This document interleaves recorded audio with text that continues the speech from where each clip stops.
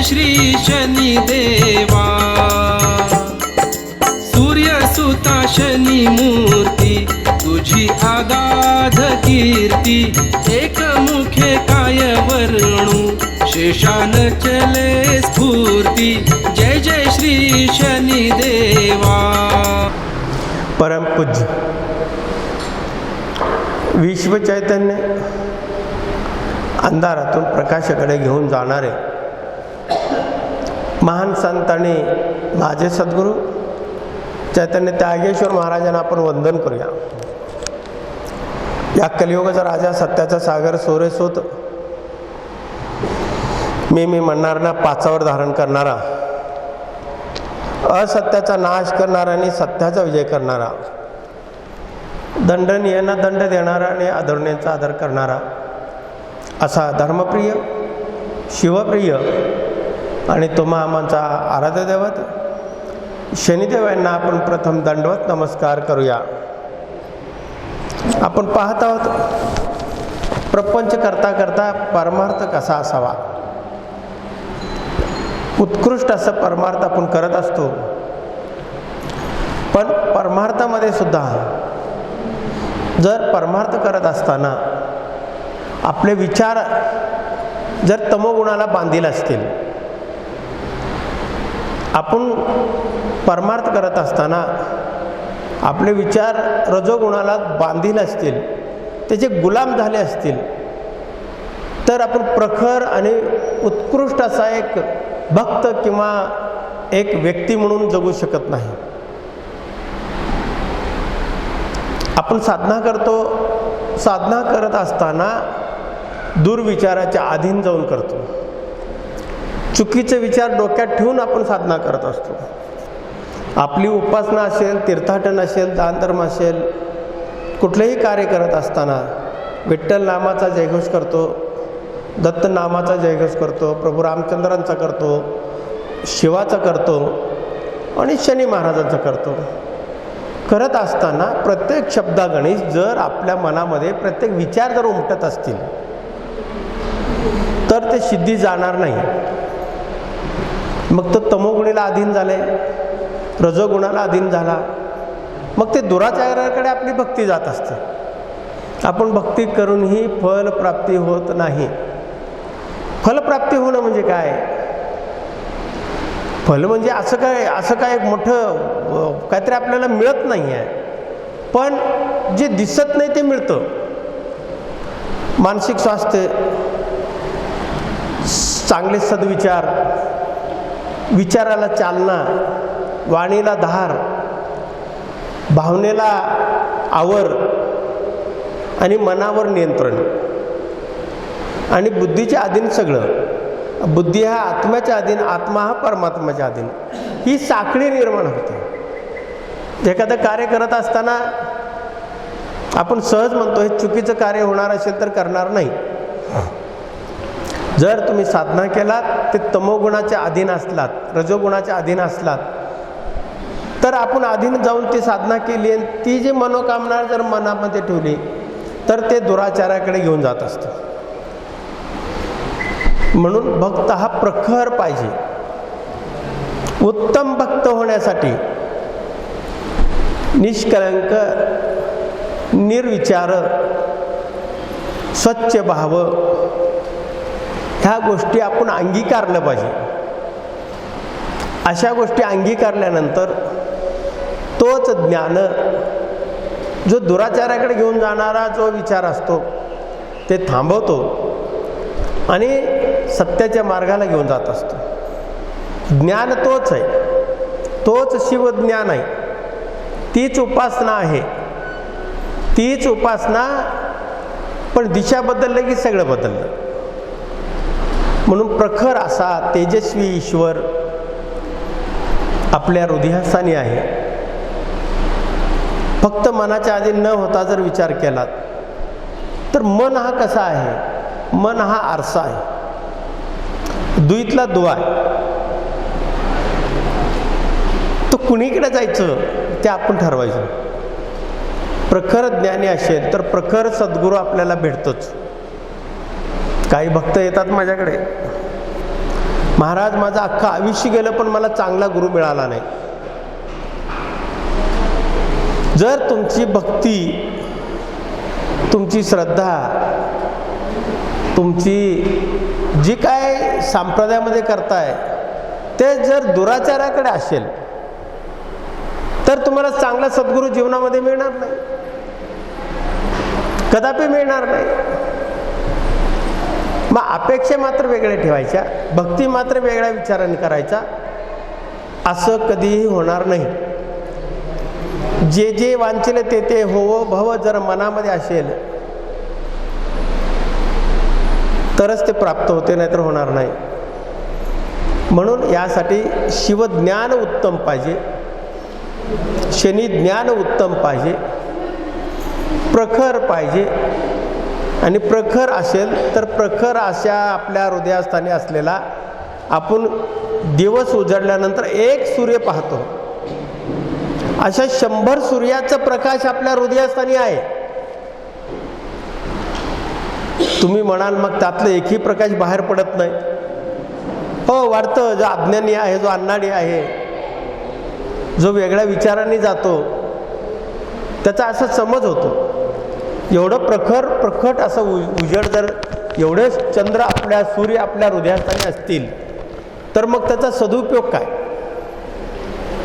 त्याचा सदुपयोग असा आहे, तो तुम्ही जेवढं स्मरण कराल अंतर्मुख होऊन तेवढा तो प्रखट असा लख असा उजेड देणार. लख उजेड काय देणार? तर चांगल्या विचाराची पेरणी करणार, चांगलं तुम्हाला नेत्रामध्ये चांगलं दिशा देणार, तुम्हाला चांगलं दिसलं पाहिजे, तुमच्या मेंदूला चालना देणार, तुमच्या शरीराला बळ देणार, तुमच्या कर्तृत्वाला साथ देणार आणि तुमच्या वाणीला धार देणार. हे कृतीतनं करणार, अनुभूतीतनं देणार. तो तुम्हाला लख असा उजेड तो तुम्हाला आतमध्ये आणि आतनं स्वच्छ करणार. तुम्ही भक्ती करताय, सगळं करताय, पण सारखं खदखद मनामध्ये आहेच, सारखं दुखणं मनामध्ये आहेच. हे पहिलं काढून टाकणार.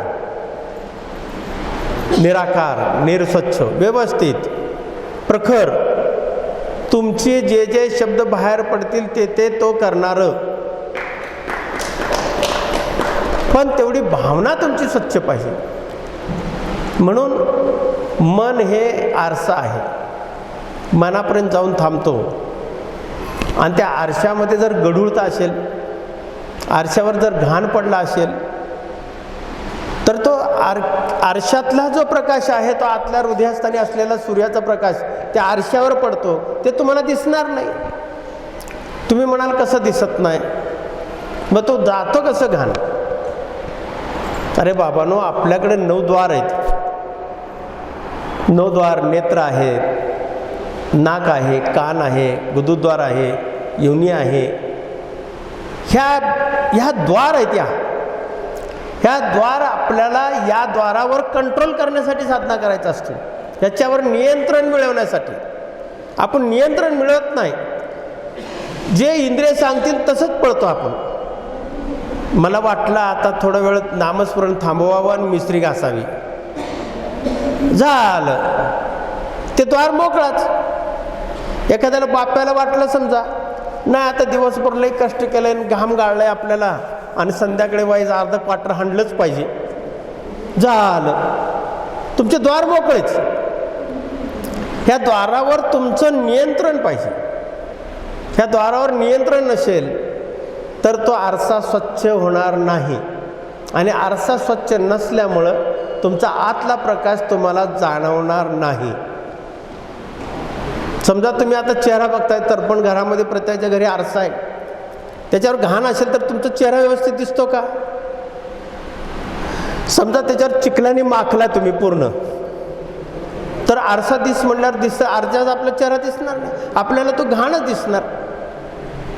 आपल्या डोळ्याला काय दिसणार? आरशावर जे घाण आहे ते दिसणार. मग मला सांगा, तुम्ही भक्ती करत असताना मनामध्ये मलिन विचार घेऊन जर भक्ती केलात, तुम्हाला मलिन दिसणार, दुसरं काही दिसणार नाही. म्हणून आरसा स्वच्छ केला पाहिजे. आरसा स्वच्छ करण्यासाठी काय केलं पाहिजे? साधी सोपी गोष्ट आहे. आपले द्वार सगळे बंद केलं पाहिजे, आतमध्ये घाण जात होती, म्हणजे त्याच्यावर नियंत्रण मिळवलं पाहिजे. एखाद्याला समजा मला व्रत आहे, मला काय गोष्टी पाळायच्या आहेत आणि नको तेच जर जेवणामध्ये आलं तर मी स्वीकारलं पाहिजे का नाकारलं पाहिजे? नाकारलं पाहिजे. नाकारत नाही आपण. समजा मला जिलेबी खूप आवडतात आणि मी सोडून दिली जिलेबी. जिलेबीमुळे मला डायबिटीस होतो, माझं साखर वाढतं, असं म्हणायचं, डॉक्टरकडे जायचं, गोळ्या घ्यायचं, लांब लांब डॉक्टरकडे जायचं. हे डॉक्टर बरा नाही म्हणायचं, त्या डॉक्टरकडे जायचं, त्या डॉक्टर बरा नाही, त्या डॉक्टरकडे जायचं. असे 50 डॉक्टर करायचे. गोड खात नाही म्हणायचा आणि कुठेतरी पाहुण्याच्या घरी गेले की गोड आजपासून बंद केलं बरं का म्हणायचं. पाहुणे म्हणतील आजचा दिवस खा ना, खा ना आजचा दिवस. घेतलं तोंडात, घातलं तोंडात. तसं भक्ती करत असताना जर दुर्गुण तुम्ही स्वीकारत असाल, जे विकार आहेत ते स्वीकारत असाल, तर कदापि तुमचं ते मान्य होणार नाही ईश्वराला, कदापि मान्य होणार नाही. जर तुमच्याकडे औषधं तशी असतील कदापि मान्य होणार नाही. बघा, एका गावामध्ये 2 डॉक्टर होते. एका गावामध्ये 2 डॉक्टर होते आणि अचानक त्या गावामध्ये एक पेशंट मेला. पेशंट मेल्यानंतर दोन्ही डॉक्टर विचार करायला लागले. म्हणलं, तो डॉक्टर म्हणाला याच्याकडे पेशंट गेला असेल, हे डॉक्टर म्हणाला त्याच्याकडे पेशंट गेला असेल.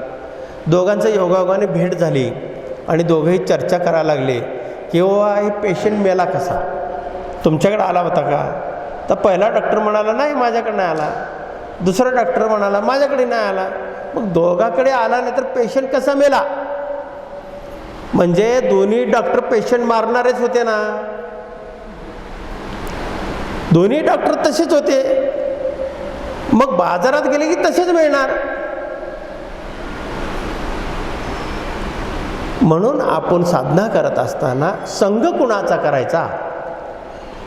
तमोगुणाचा करायचा, रजोगुणाचा करायचा का सत्वगुणाचा करायचा? हा मोठा गहन प्रश्न काय लोकांना. अजूनही कुठलं गुण काय आहे, काय तत्व आहे ते अजूनही बऱ्याच लोकांना माहीत नाही. साधना करतो म्हणजे आमचे जिभेचे चोंचले पुरण्यासाठी आम्ही साधना करतो. साधना करतो म्हणजे आमचं तिजोरी भरली पाहिजे, लॉकर भरलं पाहिजे. साधना करतो म्हणजे आमच्या जमिनीत 20 पोते पिकणारे 40 पोते पिकलं पाहिजे. ह्याच्यासाठी साधना करणारे खूप लोक आहेत. मन शांतीसाठी, दर्पण उघडण्यासाठी, आरशाच्या पलीकडं, मनाच्या पलीकडं कोणीतरी आहे ह्याला पाहण्यासाठी म्हणून कोणी साधना केलेलं नाही आजपर्यंत. मला काहीतरी शोध करायचा आहे. मला ईश्वर असतो कुठे, ईश्वर कसा असतो, ईश्वराची मला भेट घ्यायचीच आहे असे म्हणणारे कदाचित लाखात 2-4 मिळतील. लाखात 2-4 मिळतील, ह्याच्या पलीकडे मिळणार नाही. ईश्वराची साधना येशीत बसून करणारे खूप लोक आहेत. ईश्वराची साधना तंबाखू तोंडात ठेवून करणारे खूप लोक आहेत. ईश्वराची साधना शेजारी चहाचा कप आणि मोबाईल ठेवून करणारे खूप लोक आहेत. कदापि मिळणार नाही ईश्वर तुम्हाला. एकदा स्वामी विवेकानंद प्रवासात चालले होते. हिंदू धर्माचा प्रसार आणि प्रचार करत होते. प्रचार करत असताना यांच्या कपड्याकडे पाहून तिथला एक माणूस टिंगल केला. तो म्हणाला, हे भगवा घातलेला हा हिंदूचा पाईक दिसतोय, हिंदूचा प्रसार आणि प्रचार करतोय, ह्याची गंमत करूया म्हणून त्याने विचारलं. अरे बाबा, म्हणलं तू कुठे चालला? तो म्हणाला की ईश्वराचा प्रसार आणि प्रचार करायला चाललोय. तो म्हणजे ईश्वर कुठे असतो? तर ईश्वर मला दाखवशील का? ते म्हणाले, ईश्वर असं दिसणार नाहीये. तुम्ही जर खाली यावं, कपडे बदलावं, अरण्यात जावं, जंगलात जावं, एकांतात राहावं, सगळे इंद्रियावर नियंत्रण मिळवावं, तेव्हा ईश्वराची थोडीशी चाहूल लागेल आपल्याला. ते म्हणाला, काय तरी सांगताय तुम्ही, असं कुठे ईश्वर असतो का? कोणीतरी ईश्वर चटक्यात दाखवलं असतं म्हणलं त्यांना, त्यांची टिंगल केली.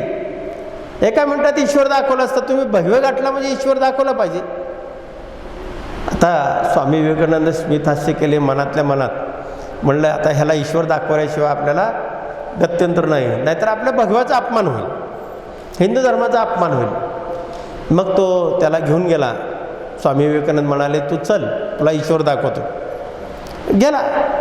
शेजारी नदी होती, मोठी नदी प्रवाह वाहत होता. नदी प्रवाह वाहताना त्याला सांगितलं कपडे काढ. तो म्हणाला कपडे काढायचं असतं वय असं नाही. म्हणलं कपडे काढ. आमच्या धर्मामध्ये, हिंदू धर्मामध्ये पाण्यात बसून साधना करणारे साधक आहेत. गंगास्नान सगळ्यात पवित्र आहे. मग तो कपडे काढला आणि त्याला सांगितलं चल पाण्यात. तो पाण्यात जा, मी बाहेर बसतो. मग स्वामी विवेकानंद काठावर बसले आणि त्याला पाण्यात पाठवलं. त्याला म्हणलं डुबकी मार आणि ईश्वराचं नाव घे, डुबकी मार आणि ईश्वराचं नाव घे. म्हणत तो तसं करायला लागला. पाण्यात गेला, डुबकी मारायचा आणि ईश्वराचं नाव घ्यायचा आणि पटकन वर यायचं, लगेच वर यायचा. असं 10-20 वेळा केला. तो म्हणाला तुमचा ईश्वर दिसलाच नाही मला अजून. ह्याचं लक्ष कशावर? साधनेवर होता का? अगदी प्रामाणिक सांगा. त्याचं लक्ष साधनेवर होता का? नाही. काहीतरी दिसणार आहे. मग तुम्ही सुद्धा घरामध्ये देवारापुढे बसून जर अशी पूजा करत असाल, काहीतरी मला मिळणार आहे या भावनेने साधना केलात तर तो कदापि प्राप्त होणार नाही. ईश्वर लक्षात ठेवा, कदापि मिळणार नाही मिळणार. मग स्वामी विवेकानंद असं म्हटल्यानंतर स्वामी विवेकानंद चिडले नाही. शांत चित्ताने त्यांनी म्हणले मी पण येतो, चल तुला ईश्वर दाखवतो. स्वामी विवेकानंद गेले पाण्यामध्ये, त्याच्या शेजारी थांबले. त्याला सांगितलं डुबकी मार. तो डुबकी मारला. जसा डुबकी मारला तसं त्याचं मानगुट धरलं आणि त्याला पाण्यात बुडवलं. तो वर येण्याचा प्रयत्न करत होता. तो स्वामी विवेकानंद त्याला वर येऊ दिले नाहीत. किती क्षण राहू शकतो, काही ठराविक वेळेपर्यंतच राहू शकतो. तो त्याला श्वास कोंडला. नंतर त्याचा प्राण जायला लागला. आता प्राण संपणार, मी मरणार, ही स्थिती त्याची निर्माण झाली. निर्माण झाल्यावर ताकद लावून तो बाहेर पडण्याचा प्रयत्न केला आणि मानगुटी त्यांच्या हातातनं सोडून घेतला आणि बाहेरून असं घाबरायला लागला, लटपट करायला लागला. मग स्वामी विवेकानंद म्हणले अरे का रे बाळा असं काय करायला लागलास? म्हणलं तुम्ही मला मारायला आणलाय का इथं? माझं मुडखं धरून तुम्ही धरला आहे, माझा श्वास कोंडा लागला आहे, मी मरतोय आता आणि तुम्ही मला ईश्वर दाखवण्याच्या नाटकाने इथं आणलाय. स्वामी विवेकानंद शांत चित्ताने ऐकत होते.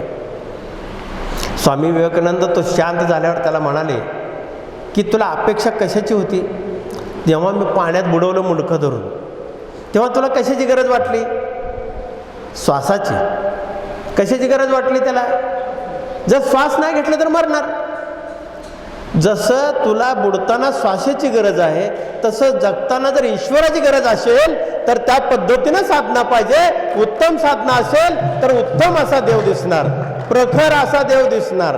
तुम्ही जर नाटकी केलात, ढोंगीपणाने केलात, जर देवऋषीपणाने केलात, कोंबडे बकरे कापलात, जर अंगात येत्याचं नाटक केलात, कुणाला तरी फसवण्याचा प्रयत्न केलात देवाच्या नावावर, तर तुम्ही स्वतः फसल्याशिवाय राहणार नाही. लक्षात ठेवा, ही साधना नाही आहे, काही कामाची नाही. जेव्हा तुम्हाला कळलं पाण्यात बुडल्यानंतर प्राण जाणार आहे, श्वासाची मला गरज आहे, तेव्हा जगताना माझ्या इंद्रियाला काय गरज आहे हे पाहण्यापेक्षा मला अपेक्षित काय आहे हे जर पाहिला तर ईश्वर तुमच्या पाठीशी उभं राहिल्याशिवाय राहणार नाही, ठामपणाने पाठीशी उभं राहणार. म्हणून साधना करत असताना उत्तम पद्धतीनं, प्रखर पद्धतीनं अशी साधना केली पाहिजे. तेव्हा तुम्ही सत्वगुणाकडे जाताय. सात्विकता येणे, लवचिकता येणे, नम्रता येणे, लीनता येणे, आपल्या मनामध्ये चांगले गुण निर्माण होणे, यालाच देवपण येणे म्हणतात. याच्या पलीकडे दुसरं काय मला सांगा? देवपण कशाला म्हणतात? अरे देव कुठे आहे? देव पाहाल तिथे देव आहे. जेव्हा नजर बदलाल तेव्हा कळेल. नजर बदलायचं असेल तर नजर बदलून घ्यायची जिथे ताकद आहे, ज्यात नजर बदलण्याची ताकद आहे त्याच्या चरणावर आपण गेलं पाहिजे. काही लोक मी पाहतो, काही ठिकाणी, खूप ठिकाणी पाहतो, देवाला जातात, तिकडे इकडे पाहतात, कपड्याची घडी मोडल म्हणून उभ्याने पाया पडतात. जोपर्यंत तुम्ही त्याला समर्पित होत नाही. एखादा तुम्ही न्हावी दादाकडे गेलात, समजा केस कापायला गेलात, केस कापायला गेल्यानंतर त्याच्या हातात वस्त्र असतो, नुसता ब्लेड जरी मारला, वस्त्र जरी गळ्याला मारला तर तुम्ही संपून जाताय. अशाच्या ठिकाणी गळा देताय ना तुम्ही, तुमचा गळा धरतो ना, मानेला धरतो ना, डोक्याला धरतो ना, केस कापताना तुम्हाला मान इकडे तिकडे करावं लागतं ना, का नाही करावं लागतं मला सांगा. त्याच्या हातात जसं देताय तसं ईश्वर समजून देताय त्याला, का तर तो केस कापला की मी चांगलं दिसन, तो केस कापला की मी चांगलं दिसन. तसं तुम्ही ईश्वराजवळ जाताना लवचिकतेनं जाऊ नका, त्या भावनेने जाऊ नका, त्याला समर्पित व्हा. जोपर्यंत तुम्ही सलेंडर होत नाही, तो देव मोठा नाही, छोटा नाही, मोठा, मूर्ती लहान आहे, असं काही नसतं. तुम्ही स्मशानात जाऊन साधना केला तरी ईश्वर तिथं उभं राहणार आहे, लक्षात ठेवा. ईश्वर सगळीकडे आहे, कुठं नाही असं नाही. जगामध्ये, सृष्टीमध्ये जिथपर्यंत सूर्याचे किरण आहे, तुमच्या घरात ईश्वर आहे, तुमच्या कुटुंबात ईश्वर आहे. कुठेही ईश्वर नाही मला सांगा. फक्त तुमची दृष्टी बदला. तुमची दृष्टी बदलला की सृष्टी बदलते, सृष्टी बदलला की विचार बदलतो, विचार बदलला की नशीब बदलला.